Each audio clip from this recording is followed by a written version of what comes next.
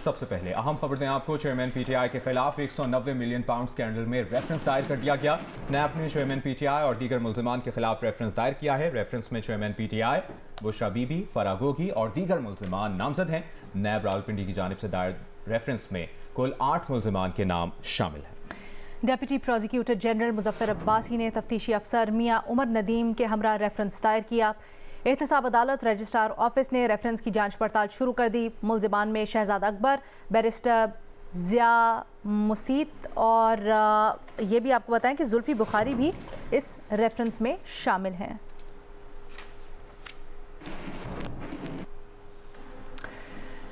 Chairman Pakistan Peoples Party Bilawal Bhutto Zardari कहते हैं कि ये बावर करवाया जा रहा है कि जो शख्स 3 बार वज़ीर आज़म रह चुका है वो चौथी बार वज़ीर आज़म बनकर मुल्क को मुश्किलात से निकालेगा। क्वेटा में बलोचिस्तान हाईकोर्ट बार की तकरीब से वो खिताब कर रहे थे। खिताब में बिलावल ने यह भी कहा कि एक और 70 साल साबिक वज़ीर आज़म को नौजवानों के लिए ऑप्शंस के तौर पर पेश किया जा रहा है। पीपल्स पार्टी वाहिद विफाकी जमात है और वो खुद भी काफ़ी अरसे से तैयार है।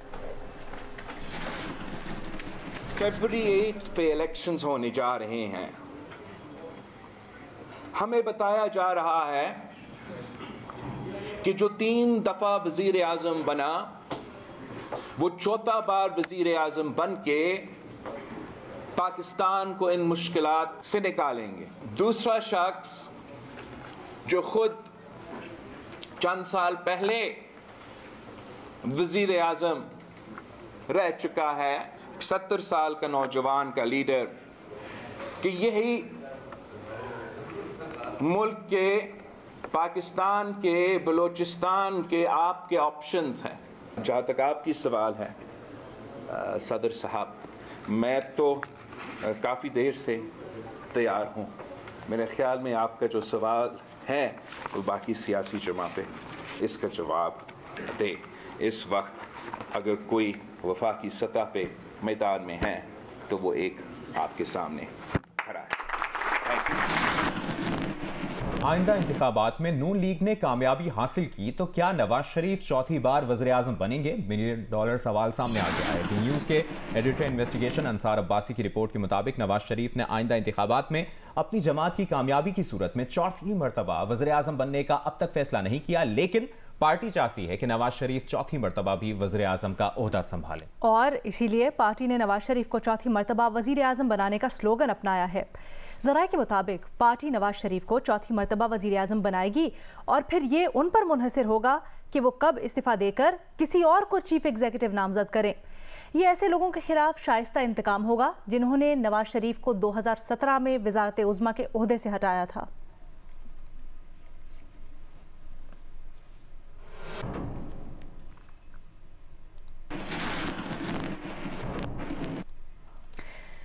आगे बढ़ते हैं। आपको बताएं कि रहनुमा तहरीक इंसाफ बाबर अवान कहते हैं कि नवाज शरीफ का कोई सियासी मुस्तकबिल नहीं है, इसके साथ हाथ हो चुका है।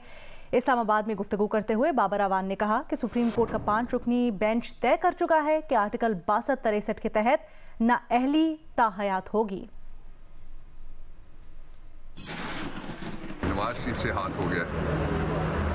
जितने मर्जी करप्शन के केसेस में से वाइट वॉश करते रहे आपने, आज जो आपने बनाया हुआ है पाउडर, उससे जो असल डिस्क्वालिफिकेशन है वो समीउल्लाह बलोच वर्सेस शेरवानी केस में सुप्रीम कोर्ट ऑफ पाकिस्तान ने ताहयात नाअहली लगाई हुई है, जिसको ना हाई कोर्ट ख़त्म कर सकता है, ना इलेक्शन कमीशन ख़त्म कर सकता है, ना कोई रिटर्निंग ऑफिसर ख़त्म कर सकता है। उसको सिर्फ सुप्रीम कोर्ट ऑफ पाकिस्तान का लार्जर बेंच, पिछला जो फैसला है वो 5 जजेस का फैसला था, उसको अंडू करने के लिए 7 जजेस का फैसला वो चाहिए। नवाज शरीफ के केस में उसकी ताहयात नाअहली को उसने कॉन्टेस्ट किया उनके वकला ने, फिर जब मौका आया उन्होंने रिव्यू फाइल किया, रिव्यू में उनके वकला खड़े हुए, वो भी खारिज हो गए, इसलिए उसका कोई मुस्तकबिल नहीं है, उसके साथ हाथ होना था वो हाथ हो चुका है।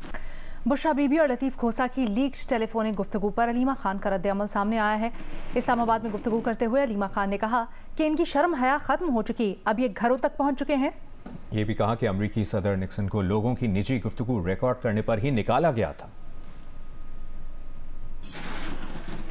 आपके घर की भी बातें क्या फ़र्क पड़ता है, ये देखिए जब घरों तक पहुंच जाए ना, ये जो आपकी कि आपको पता है अमेरिका में एक उन्होंने प्रेसिडेंट निक्सन को नाअहल कर दिया था कि किसी की प्राइवेसी के अंदर आप नहीं जा सकते, ठीक है।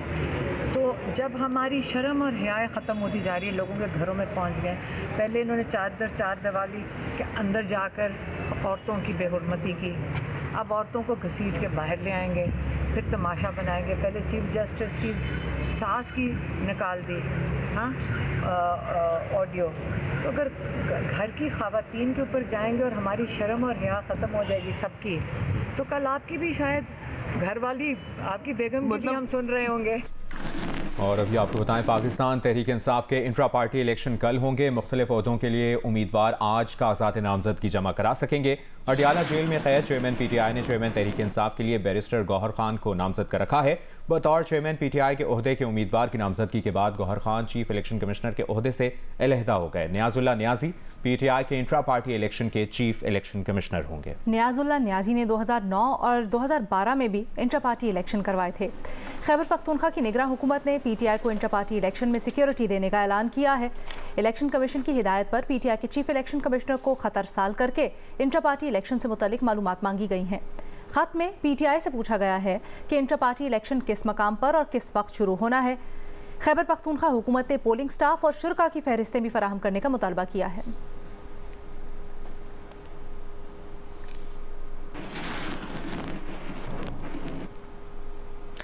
इसी सिलसिले में आपको बताएं कि खैबर पख्तूनख्वा में PTI के इंट्रा पार्टी इलेक्शन के लिए सिक्योरिटी फराहमी के मामले पर पेशावर की ज़िलाई इंतज़ामिया का मौक़िफ़ भी सामने आया है।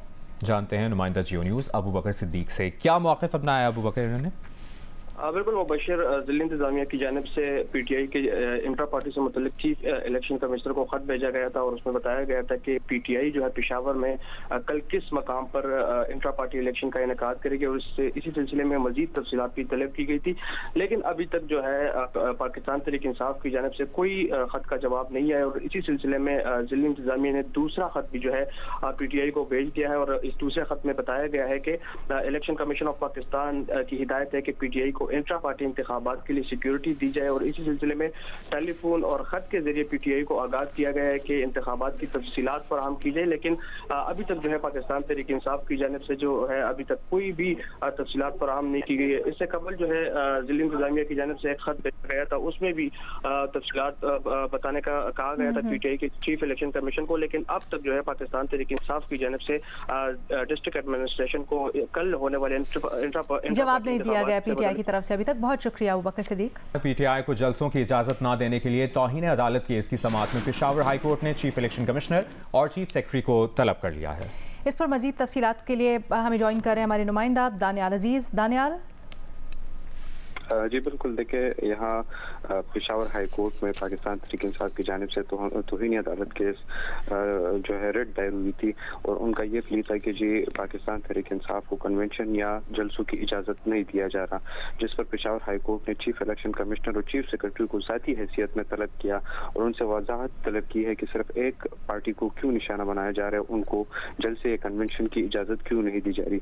जो पाकिस्तान तहरीक इंसाफ या उनका जो वकील दरख्वास्त गुजार है उन्होंने अदालत को ये बताया कि हाल ही में कई सियासी जमातों ने पेशावर में ही जलसे किए।